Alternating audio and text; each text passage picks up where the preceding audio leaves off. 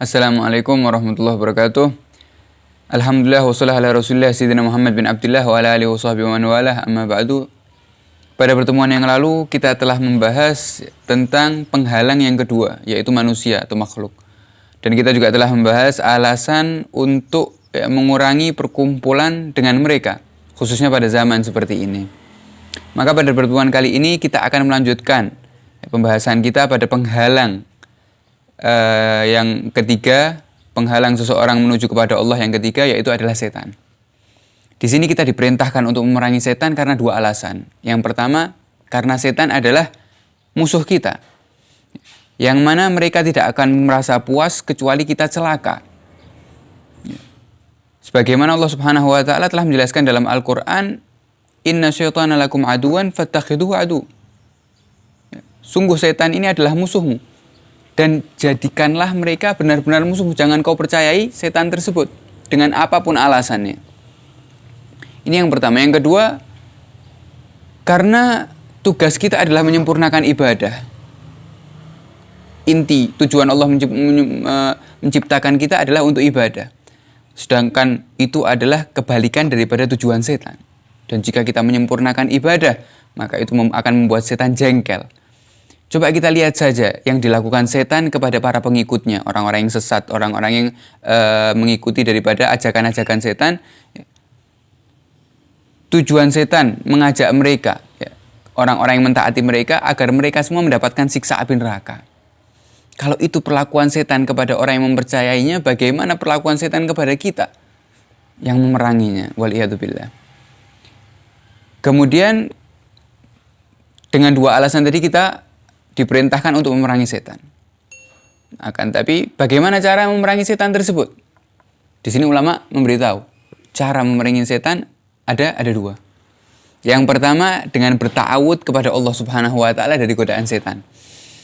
Artinya meminta perlindungan kepada Allah agar dijaga daripada godaan setan. Karena ayo kita ambil permisalan saja. Di sini diberikan misal bahwasannya jika kita diundang, misal kita diundang oleh seseorang untuk makan,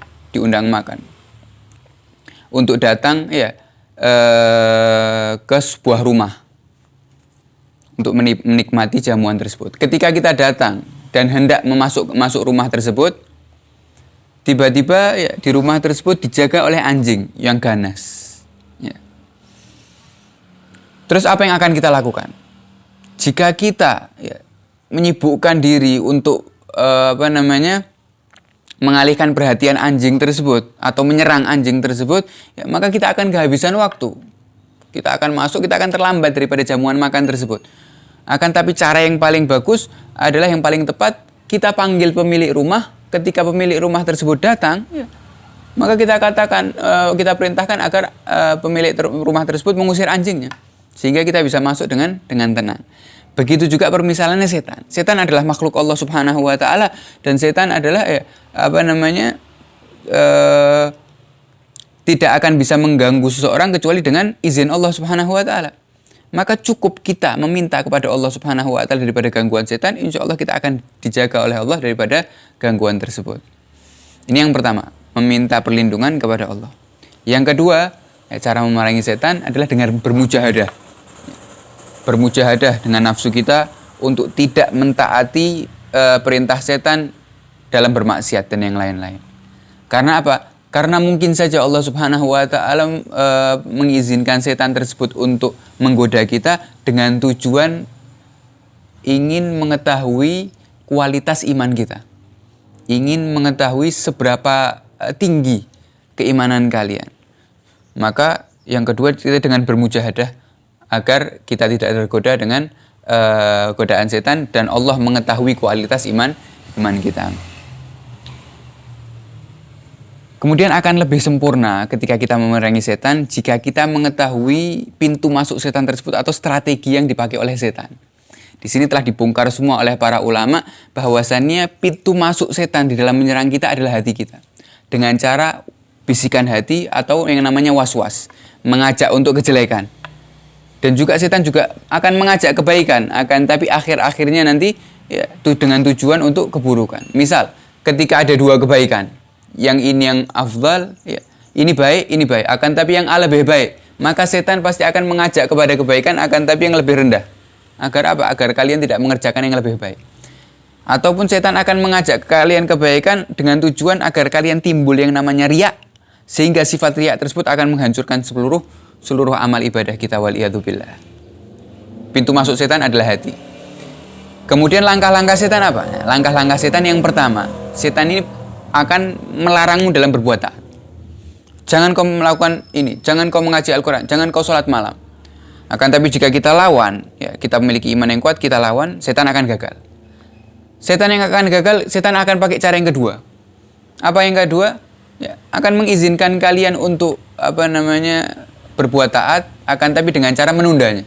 Ya sudah, tidak apa-apa kalian lakukan, tapi nanti saja. Sholat, tidak apa-apa sholat, tapi nanti saja. Ya, bisa nanti, ngajinya nanti saja, berzikirnya nanti saja, dengan cara menunda-nunda. Kalau kita bisa lawan setan tersebut sehingga kita melaksanakannya tanpa menunda, maka setan pakai cara yang ketiga. Apa? Memerintahkan kalian untuk mengerjakan amalan tersebut dengan cara tergesa-gesa. Ya wis sholat sekarang, tapi cepet-cepet.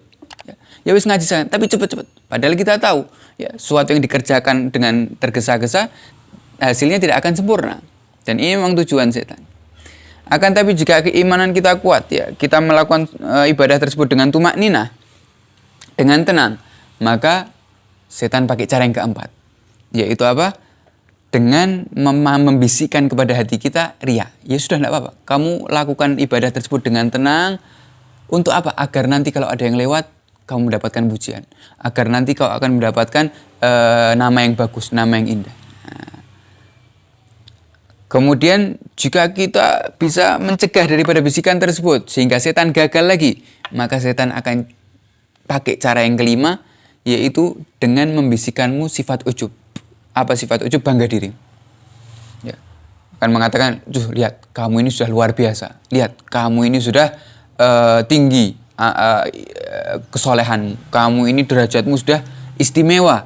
Ya. Sehingga kita timbul dalam hati kita bangga diri, sampai kita lupa bahwasannya amal ibadah kita semua itu adalah bantuan dari Allah. Ya. Kita lupa daripada itu semua dan kita semua menisbatkan kepada diri kita, tidak menisbatkan kepada Allah Subhanahu wa Ta'ala. Tapi kalau kita bisa melawan sehingga kita mengatakan kepada diri kita bahwasanya ini adalah semua dari bantuan Allah sehingga setan gagal, maka setan pakai cara yang keenam. Apa cara tersebut? Untuk memerintahkan kalian beribadah secara diam-diam, dengan tujuan supaya nanti Allah menyebarkan atau Allah, ya, membuka semua daripada amal ibadahmu. Alias ketika kita, ya, sudah mencegah daripada bisikan-bisikan yang awal-awal semua tadi, sehingga kita sholat di malam hari di kamar sendirian, tidak ada yang tahu, maka setan akan membisikkan kepada kita, tidak apa-apa, sholat istiqomah seperti ini. Mungkin saja nanti kalian ketika meninggal dunia, nama kalian akan ditinggikan oleh Allah Subhanahu wa Ta'ala. Kalian akan terkenal, kalian akan banyak yang memuji-muji kalian. Ya. Nah, ini daripada bisikan setan, walaupun untuk sesuatu yang akan datang, waliyadzubillah, masih daripada bibit riya yang sangat berbahaya. Akan tapi jika kita mencegah daripada bisikan tersebut, maka setan pakai cara yang terakhir, cara yang ketujuh, dan ini cara yang paling dahsyat, yaitu dengan mengatakan bahwasannya, untuk apa kalian beribadah kalau kalian sudah ditakdirkan oleh Allah Subhanahu wa Ta'ala masuk surga? Untuk apa kalian beribadah kalau kalian sudah ditakdirkan oleh Allah Subhanahu wa Ta'ala masuk neraka? Sudah, tinggalkan ibadahmu kalau kalian memang sudah masuk surga. Tinggalkan ibadahmu kalau kalian sudah pasti masuk neraka. Maka jika kita bisa menolak daripada waswas tersebut dengan mengatakan bahwasannya aku ini hamba Allah, dan kewajiban seorang hamba adalah mentaati tuannya, mentaati Allah Subhanahu wa Ta'ala, dan Allah tidak akan, ya, mengingkari janjinya, karena Allah telah berjanji siapa yang beriman dan beramal soleh tempatnya adalah di surga. Begitu juga sebaliknya, ya. Maka ini adalah bisikan setan, ya, kita tolak daripada hati kita.